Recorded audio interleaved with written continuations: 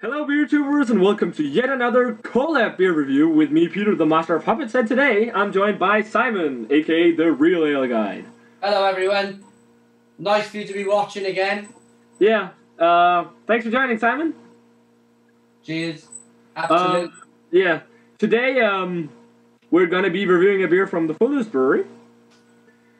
And it's a bit special compared to the last one we did, because the last one we did was the Fuller's Honeydew, when we made a collab, and also the Old Speckled Hen in the can.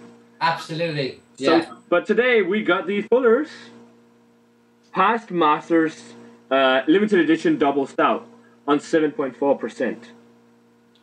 Looks cracking, doesn't it, mate? Yeah, it does.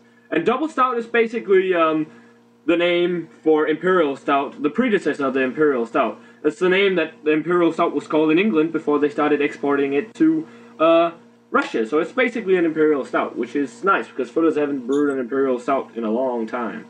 So yeah, it says here, since 1845, every Fuller's head brewer has kept a handwritten book of brews. The Past Masters series uses this precious archive of brewing knowledge to revive selected long-lost beers for today's connoisseurs. It's a glimpse into our unique brewing history. Double Stout is the second in the series, brewed to a recipe from the 4th of August, 1893, a time when stout meant strong. Its signature ingredient is plumage archer barley, carefully malted and kilned using 19th century methods. Dark brown and creamy, this beer balances a rich fruit aroma with smoky, bittersweet chocolate notes. Oh, smoky. Oh. Sounds interesting. Good. Yeah. I'm going to be using my Fuller snifter today. Hey, look. The same glasses. That, mate. Yeah. Absolutely. Nice. Let's get this special beer open, mate. Yeah, let's get it cracked open.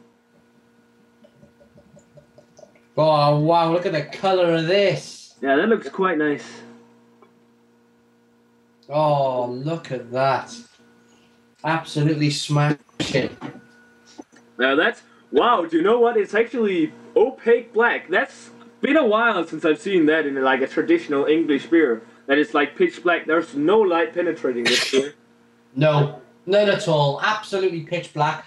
Nice, creamy, coloured, off-white head there. Yeah, yeah, small bubbles too. Yeah. 2 fingers. I can smell the coffee notes already. Absolutely, yeah, without even putting it to my nose. Let's check it out. Oh, yeah, wow, that is lots of coffee and a lot of chocolate, like a cocoa bean kind of aroma to it. I'm getting that smokiness as well, mate. Yeah, me too, but in a light sense. It's not overpowering as in a house beer or anything, but there is a subtle smokiness, some roasted malts in there too. Maybe a bit of licorice, like a dark licoricey note. Yeah, and also it's got a good nice fruity nose as well to it. Yeah, like a dark fruit, like maybe a raisin or a plum. Yeah. This smells pretty nice, and do you know what it reminds me a little of in the aroma? The Samuel Smith Imperial Stout, which is one of the better English... Okay, that's a great English-style Imperial Stout, but it's got the same kind of licoricey aroma to it as that one has. Cheers to Fuller's. Cheers. Let's dig in, my friend. Let's give it a taste.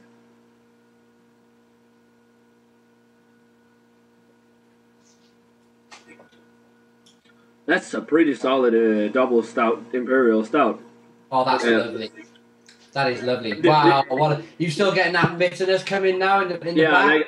like a bitter coffee finish to it. Yeah. The only thing I'm kind of disappointed in is the mouthfeel. I would have wanted a little more mouthfeel on it, I think. The mouthfeel is about medium to full and not the fullest mouthfeel. It's got some nice creaminess to it and some like bitter dryness to it too. Yeah. First of all, the initial hit is coffee. Then I get mixed in there with is definite caramel tones with the dark fruits. I don't know, like a dark forest, kind of like Christmas cakey type. Yeah, kind of like and I like dark fruits, like the dried kind. I think like a raisin kind of flavor. Hints. It's a little bit nutty as well. You're getting a little bit of maybe nuttiness. Yeah, maybe a little, and in the aftertaste, I get a lot of that roasted malt and almost like burnt quality to it. Yeah, yeah. No, I'm really enjoying this. It's wonderful, absolutely wonderful. I certainly could. It's well, we're more or less on the same kind of climate.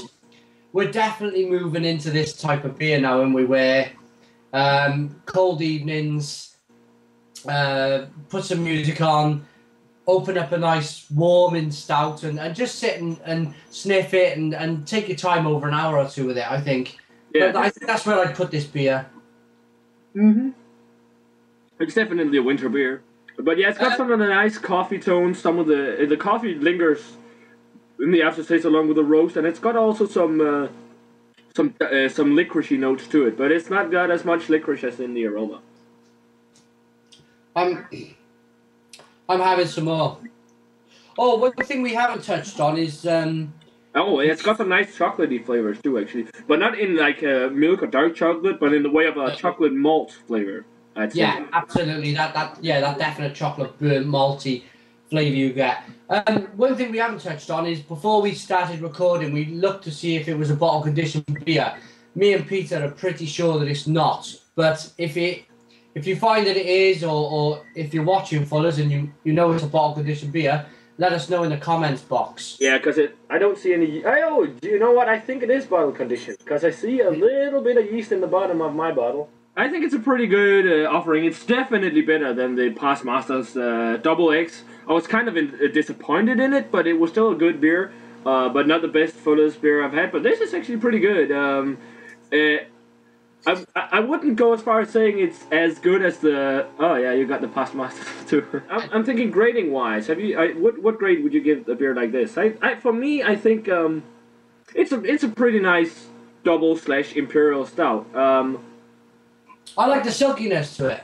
Yeah, it's not. I really like the silkiness to this. Yeah, it's smooth, but still, it's not the best Imperial style stout I've had. So I think rating-wise, I'm gonna give it an 87, close to a 90. It's a really good double Imperial/double stout. Definitely worth picking up if you want to try it, if you can get it, because it's a limited release beer. But still not the best beer I've had from Fuller's, but certainly a nice one worth checking out. I'm gonna go 9. I'm gonna go slightly well. It's a little bit more than Peter. 9 out of 10. I think that this being at 7.4% ABV, being an Imperial stout, it's got some nice fruity flavours. It's got that nice silky mouthfeel. The chocolate, the caramel, the coffee, the malts that's in there. I'm really enjoying it, to be honest. So I'm going to go 9. Yeah. Thanks for watching, guys. This little collab with Simon. Let us know what you think about the Fuller's Past Masters Double Stout if you've had it, if you can get it in your area. Because I know some places in the States have had difficulties finding these Past Masters beers by Fuller's. But definitely worth picking up, especially if you like your English-style Imperial Stouts. So yeah, guys, that's it for this review. Thanks to Simon for joining. Thank you. Thank you very much. And yeah, we're going to say cheers. Cheers, Simon. Cheers. Thank you, Peter. See you again. Yeah, we'll see you in another beer review.